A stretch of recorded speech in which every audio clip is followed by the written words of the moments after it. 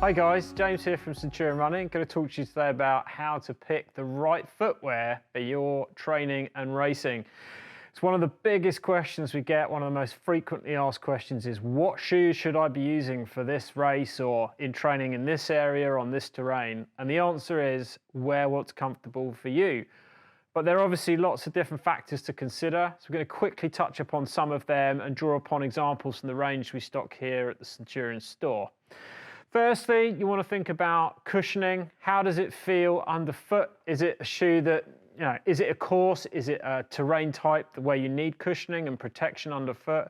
Now that could be against rocks and roots, or it could be against very hard terrain.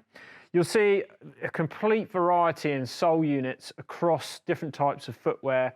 What we stock here is all focused on trail, mountain, ultra running. So every shoe we have is a trade-off between the type of terrain, the longevity, and likely conditions on the day. One thing's for sure is that a utility shoe, as I like to call it, something that performs well on all different terrain types, is usually important. Where I live here, southeast of England, it's very rare that I go out for exclusively a road run or exclusively a soft muddy trail run or exclusively a hard track run. Usually it's a combination of all three of those things. I need a shoe that can transition between mud, wet, road, hard trail, and everything in between. So something like the Ultra Glide from Salomon is a really good example of a shoe that kind of does it all. You've got some grip, but not a heavy stud. You've got good flexibility in the sole, a good level of cushion, some debris protection in the upper, a bit of toe bump protection so that when you kick something hard, you don't lose your toenails, and just slips on and feels good right out of the box. One thing we often tell runners coming in to try shoes in store is, if it doesn't feel good right out of the box, it's probably not the shoe for you. In the past, there's an old sort of wives' tale about, oh, the shoe will break in after 60, 80, 100 miles and feel really different and suddenly become comfortable. That's not really a thing. That's more of a marketing effort. Make sure that the shoe you get feels comfortable right out of the box. What does happen is the EVA in the sole tends to compress a bit, so the shoe does mold around your foot and it does lose some of its cushion over time, but that isn't something that happens overnight. It's much more towards the end of the life cycle of the shoe. The life cycle of the shoe is another interesting question that we get asked a lot. How long is my shoe going to last? How durable should it be? The answer is, it lasts as long as it's comfortable. You'll often find the upper goes before the sole. It varies tremendously between brands as to what's durable and what's not, but you'll find with the likes of La Sportiva that the durability of the shoe is tremendously high. It will last hundreds, if not thousands of kilometers. Sportiva builds shoes for the mountains. Every component part is absolutely bomb-proof, and these things tend to last an incredibly long time. They're really durable. Hence, you get tremendous value for money from Sportiva.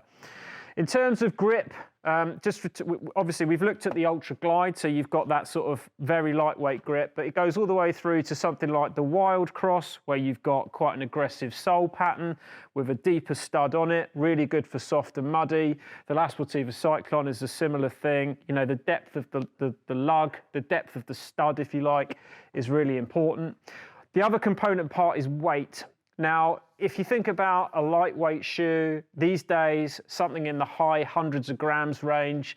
Of course, it depends dramatically on what size you're talking, but the Salomon Sense 8, which has been out for a little while now, but it stays in their range right through to 2023, is about as light as it comes. So 160, 170 grams, extremely lightweight. At the heavier end of the spectrum, for a trail running shoe, you might be talking 325, 350 grams per shoe. I wouldn't worry too much about that. The final thing to think about is waterproof protection something that's important to you in the shoe that you've got? So if we look for something slightly more technical, we've got the Sportiva Tempesta here with a Gore-Tex upper and a seriously bomb-proof sole. That would be something you might use for a full day's winter's running. And if you've got specific requirements for your race that take it above and beyond the sort of, could be any terrain, variety of underfoot conditions, but generally pretty manageable in most shoes, then looking for something a bit more specialist is well worthwhile. But in general, we'd recommend looking for comfort first, something that fits good right out of the box, gives you some grip but isn't hyper aggressive initially, and just generally ticks a lot of the boxes for what your race requires. In terms of when to get shoes, we'd really recommend graduating one pair with an older pair. So bring in a new pair before your older ones are completely cooked, and then you can sort of blend the two together. So you're transitioning one pair in as the other one comes out. Obviously, try to start any race with a pair of shoes that you've worn for some mileage, so that you've got them kind of working for you already, but don't bank hundreds of miles. Don't run on a pair of shoes that are on their last legs, because if something compromises, falls apart, collapses on the day, obviously you'll kick yourself afterwards. So that's a quick overview of what to look for in the footwear department, shoes wise. The other factor that most people forget or change only as kind of an afterthought are socks. We stock a variety of Injinji, Drymax, Innovate socks here at Centurion store. They're brands we believe make really, really good socks.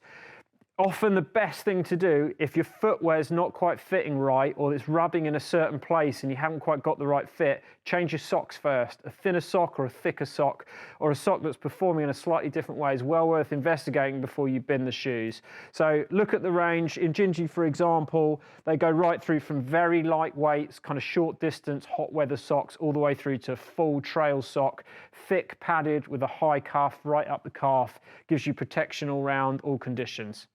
That's it for the footwear side of things. Thanks for listening. So you'll find all of our favorite brands on our website, but we stock only what we believe in and the models from within those brands that we use and wear ourselves.